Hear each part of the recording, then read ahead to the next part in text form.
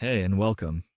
There's a question many people carry quietly, especially when they've read a little philosophy, heard a little psychology, and brushed against religion or spirituality. Is there a shared core to all of this? A common thread that runs through Buddhism and Stoicism, Christianity and Taoism, modern therapy and ancient ethics? Or are these traditions simply different stories, pointing in completely different directions? In this video, we're going to explore that question with care, not in a way that flattens everything into it's all the same, but in a way that notices something real. Across cultures and centuries, human beings have been trying to answer the same inner problems. And when you look closely, you start to see a shared project, expressed in different languages.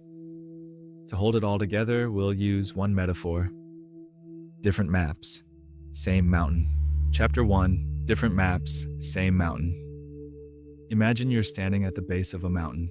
It's large, ancient, and partly covered in fog. You can't see the summit clearly, and the terrain changes depending on which side you climb. Now imagine people from different villages bring you their maps.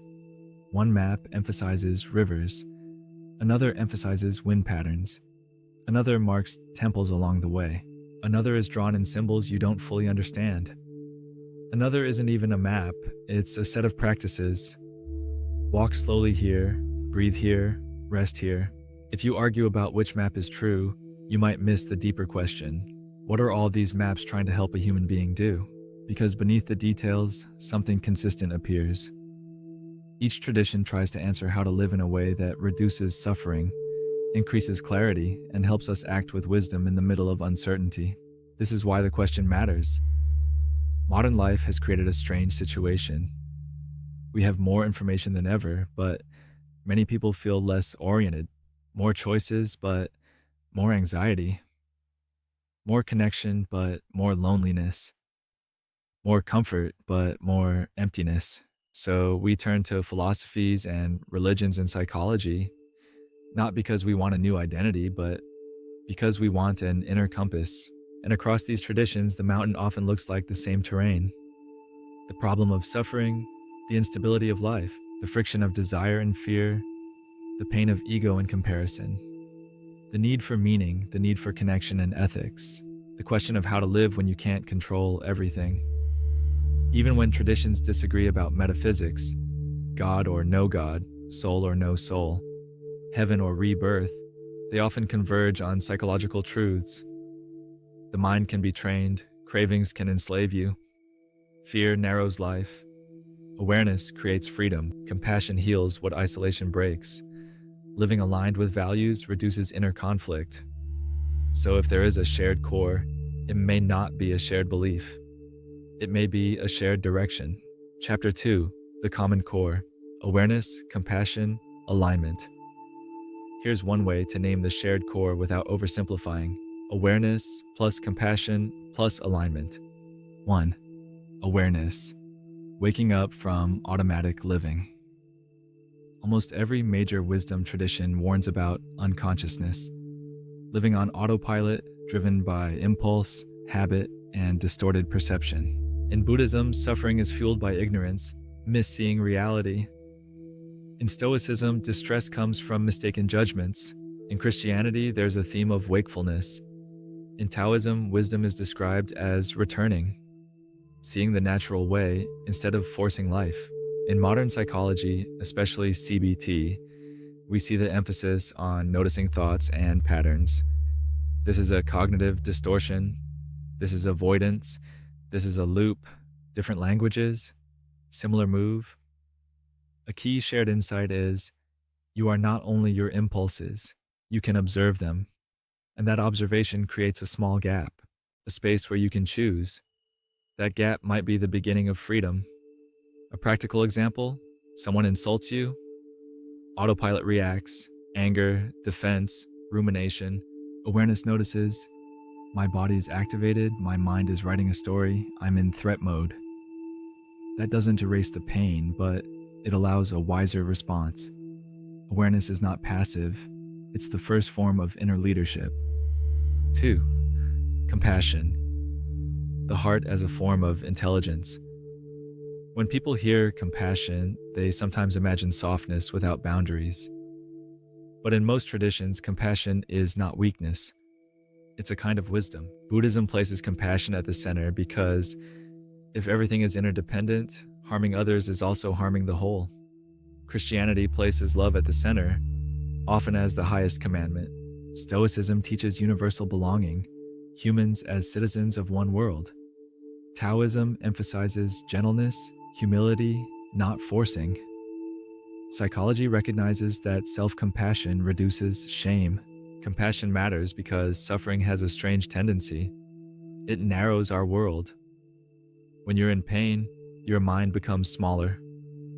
Compassion reverses that narrowing. It creates connection. It reminds you, I am not alone in being human. And compassion applies not only outward, but inward. A major reason people stay stuck is not a lack of knowledge. It's the presence of self-hatred. So many traditions, religious and psychological, are essentially trying to soften the inner war. Because when you stop fighting yourself, you have more energy to live. 3. Alignment. Living in accordance with what matters. The third shared theme is alignment, living by values, virtue, truth, or the way. Aristotle talks about cultivating virtue through practice, becoming the kind of person who lives well. Stoicism is essentially a philosophy of alignment. Focus on what's in your control. Live by virtue, accept what isn't. Buddhism emphasizes the Eightfold Path: wisdom, ethics, mental training. Taoism emphasizes living in accordance with the Tao, less forcing, more naturalness. Modern therapies like ACT explicitly focus on values. Choose what matters and take committed action. A shared human problem is inner fragmentation, wanting one thing, doing another, believing one thing, acting against it, knowing what matters, but living in contradiction because fear is louder. Alignment reduces that friction, not because life becomes easy, but because life becomes coherent. And coherence is a kind of peace. So if you had to name the shared core as a single sentence, it might be see clearly, care deeply, live aligned. Chapter 3. What psychology adds and what the traditions still offer. Now let's bring in modern psychology because it adds something valuable. Testable tools for patterns the ancients observed intuitively. CBT and the training of perception.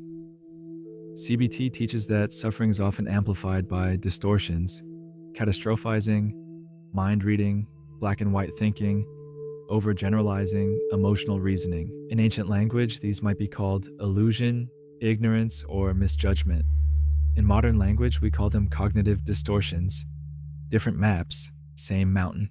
CBT doesn't tell you just be positive. It teaches you to check the lens you're seeing through. And when you see more accurately, your emotions often soften. ACT and the end of inner struggle.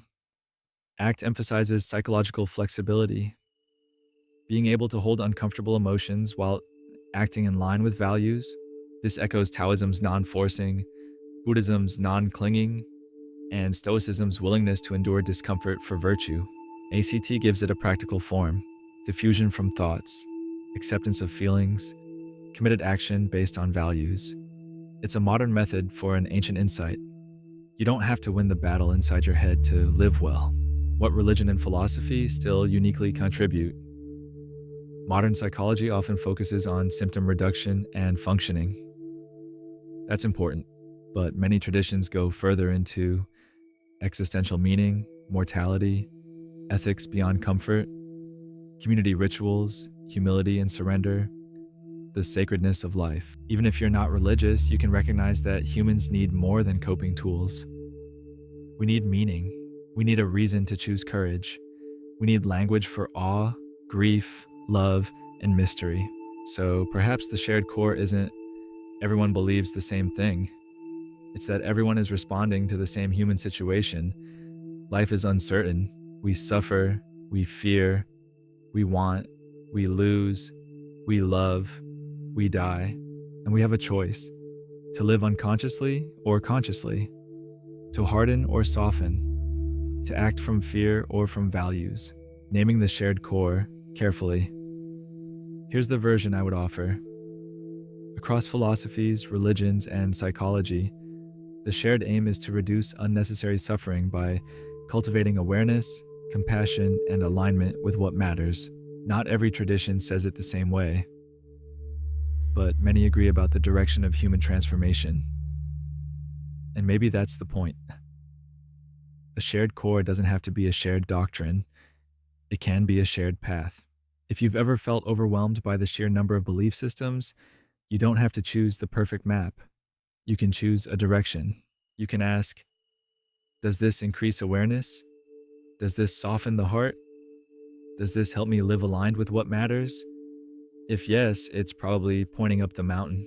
And maybe the most comforting truth is this: human beings across time and culture have been trying to learn the same art, how to suffer less, love better, and live more honestly inside the life we've been given. Different maps, same mountain. Are there specific topics you're interested in or a particular question you'd like answered in your life?